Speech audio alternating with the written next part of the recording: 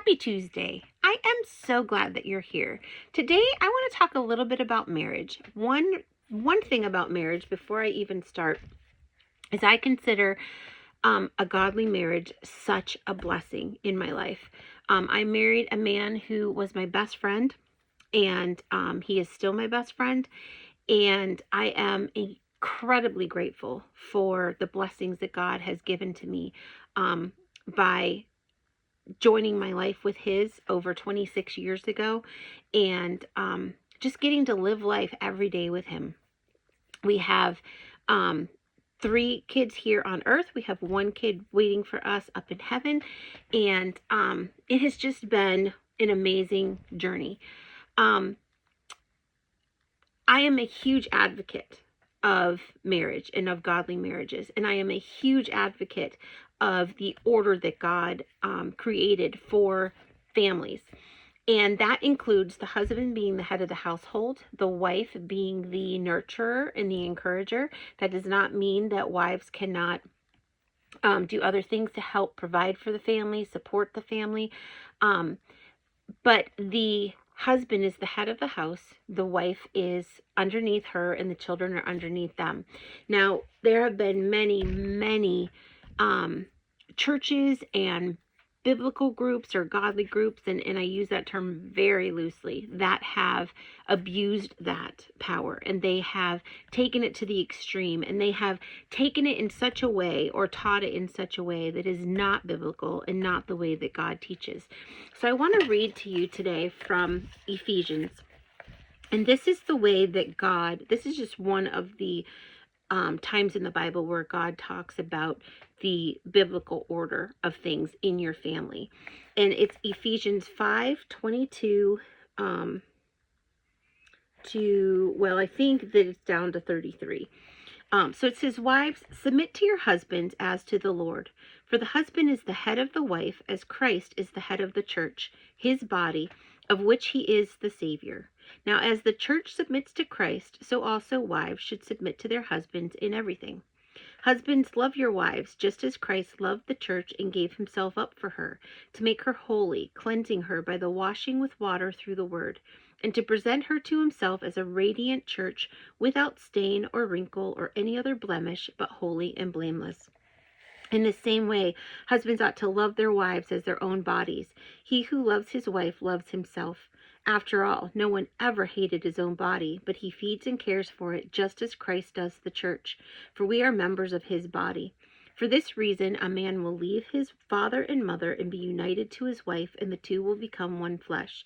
This is a profound mystery, but I am talking about Christ and the church. However, each one of you also must love his wife as he loves himself, and the wife must respect her husband." I want to talk about this for a minute. Women, not all women, but the argument is, I'm not going to submit to my husband. I can't believe that you expect me to submit. I'm not putting that in my marriage vows. I'm not doing this. I'm not doing that. I say, hold up. Because when you read this passage from 22 to 33, which is 11 chapters or 11 verses in this chapter, the wife is told to submit to her husband as to the Lord, because the husband is the head of the wife, as Christ is the head of the church, his body, of which he is the Savior. So wives should submit to their husbands in everything. And then at the very end, 11 verses later, it says, and the wife must respect her husband. Everything else in here is talking about what the man is supposed to do for the woman.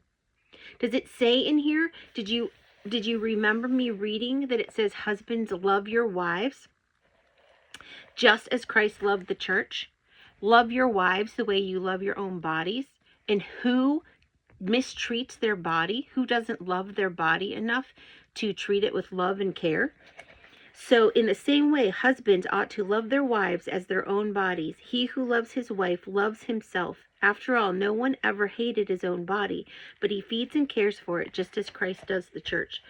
The husband is given way more responsibility and way more accountability to God than a woman is. She's told to respect and she's told to submit. Sorry, opposite order. She's told to submit and she's told to respect. The husband is told to love us, and loving us encompasses the way that a person loves themselves. He's not going to mistreat his wife if he loves her the way that Christ loves the church. He's going to protect her. He's going to provide for her. He's going to honor her. He's going to love her. And by loving her, that means not degrading her. That means not putting her down. That means holding her in high regard. So we are told to submit and respect our husbands. They are told to love us. They have a much bigger responsibility in the order that God created. They are going to be held accountable to God for how well they loved us. We are going to be held accountable to God for how well we submitted and how well we respected. Another thing that I keep hearing all the time is that women who submit are weak. Well, that is entirely wrong as well, in my opinion. A strong woman, or it takes a strong woman to allow her husband to lead in the godly way that God has called him to lead, or in the way that God has called him to lead. A woman has to lay down her own desires to an extent and allow her husband to be in charge.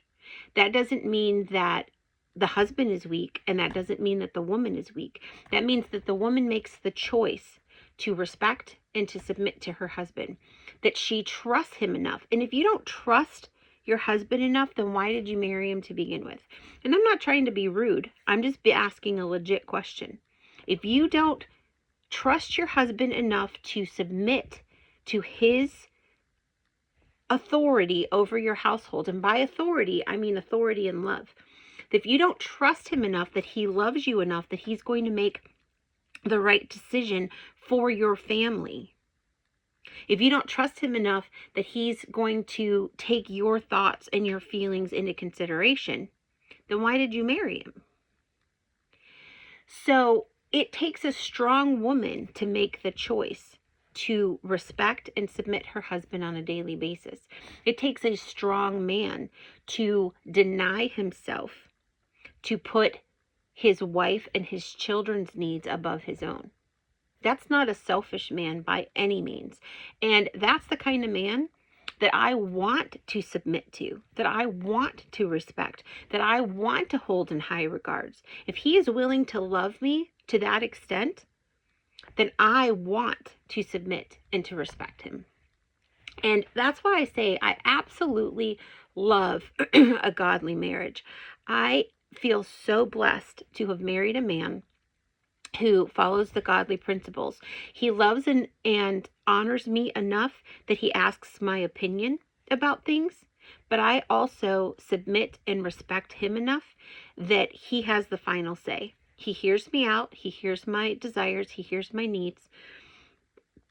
The things that I like, the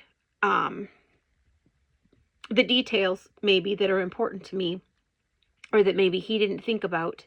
We're a team.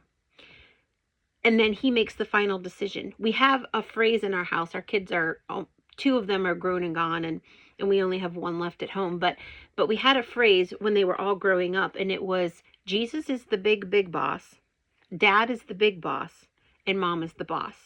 So Jesus, the Word, the Bible, that usurps everything else. So if it says something in the Bible, and for whatever reason we would contradict that, which we wouldn't, but let's just say for argument's sake we did, Jesus is the big boss.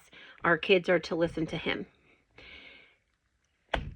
My husband is the big boss. So if he says something and for some reason he and I miscommunicated, or we didn't communicate, and say the kids asked him and they gave him, or he gave them one answer, and then they came and asked me and I gave them a different answer, they needed to listen to his answer, not mine. And I was okay with that. Most of the time we communicated anyway, but you know how it is. Every once in a while something doesn't. So that was what we always told our kids, and that was kind of the way that we always did it. And that leads into the whole teamwork thing. We have always tried to make a point in our marriage to not pit ourselves, like not So say we have an issue. Say, I'll just throw finances out there just because that seems to be one of the number one leading causes for divorce. That's a statistic. So let's just say we have an issue with finances. Instead of me pitting him, or me and him pitting each other, me and him pitting each other against each other, we come at it from the perspective of we are a team. We are pitting ourselves against the finances. How can we as a team approach this problem and succeed? Like, what is the answer to take care of the problem? We have had sickness, medical issues come up more often in our marriage than we would have liked. We have always come at it from a team perspective of it's us against the illness. It's us against the sickness. How, God, do you want us to approach this so that we can find the healing that we need? And that has grown our marriage and grown our connection and grown our communication so much stronger than if it was, well, you say that you want to do this and I say I want to do this, so who's going to win? No, it's always been, this is how you're approaching it. This is how I'm approaching it. Let's see what we can do. What would be the best solution to combat and to annihilate the issue that we're facing? So today I just wanted to give some encouragement for marriages. When it says submit and respect your husband, just remember he has so much more responsibility and accountability to God than we ever will.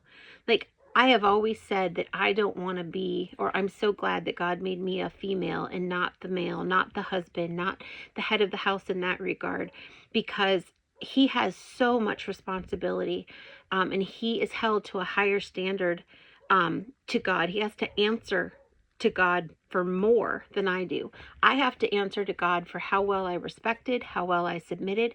He has to answer to God for how well he loved us. Husbands do in general. And I am just so, so grateful, so blessed for the husband that God has given me. But I realize that all marriages are not really good. And I'm not saying that we don't have our issues. Every marriage has issues. But when you approach it, first off, when you keep God as the center, that's number one. But then when you approach it from a teamwork perspective, us against the problem, not us against each other, fighting ourselves and the problem, it makes such a big difference. It brings you together, it unifies you, and it helps you tackle the issue so that it's not an issue anymore. If you ever want to talk to me about anything, if you have prayer requests, if you have praises, if you want to talk to me about your marriage, your kids, whatever, feel free to email me. The email is in the link below.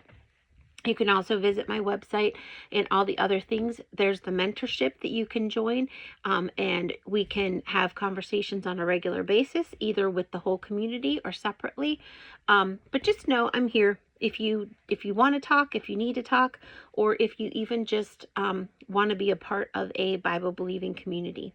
So if this was an encouraging episode for you, please hit the like button. If you want to share it with a friend, I would appreciate it. And if you would subscribe, I'd be really grateful. So have a great rest of your day, a wonderful week, and I will talk to you next week.